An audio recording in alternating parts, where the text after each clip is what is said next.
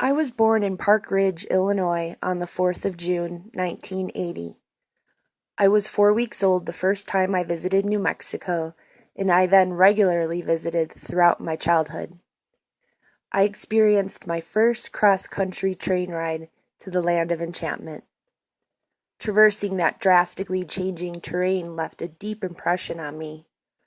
I was still captivated at age 32 when I drove here to live. I looked out at that changing landscape, once again crossing the 100th Meridian. The 100th Meridian is a line of longitude that represents the boundary between the moist east and the arid west of the United States of America. The line cuts through the Great Plains and divides roughly the eastern side of North America from the west, both geographically and culturally. Throughout my adventures, I have come to learn about my family's history. My lineage from New Mexico holds the surnames Sanchez and Martinez, and an area in Clayton holds the crumbling foundation of their homestead. I come from hard-working, proud, salt-of-the-earth people. I was born in the green flatland of Illinois and forged through fire in the brown high desert of New Mexico. As my deepening roots have taken hold in the sandy loam, I have learned about cadencia and the history of acequias, which together is what has enabled the survival of this land's ancestors. It was my time living and gardening in the South Valley where I learned to appreciate water differently. Then working in Chaco Canyon impressed upon me how spectacular it was that people have made their lives here for so long.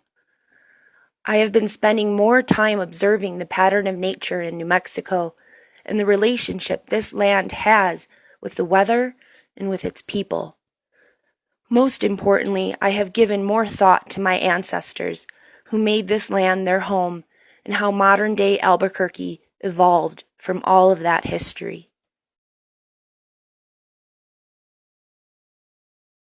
New Mexico is a dry country where during the summer the hot sun beats down day after day. For many days, one after another, there are no clouds at all in the sky, and the sky itself is a blue so brilliant that it, too, seems hot. From time to time a little rain falls, but it very seldom rains for a whole day. The mountains rise high up above the low country. They seem almost to hang over it. One can raise their eyes and see them clearly. One can see the dry, hilly, broken-up land running uphill to where the slopes of the mountains begin. The mountains comb the clouds that come by. They seem to have a power to gather clouds. Up high there, storms play around the mountains. The thunder rolls among the peaks. There is lots of water up there.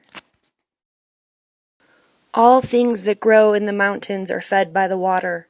Still there is water to spare. It comes out of the ground in springs. The springs make brooks. The brooks come together one by one until they make a river. Sometimes the river floods in the spring, then it cuts away some of the ground on either side. When the flood is over, the river becomes quiet again.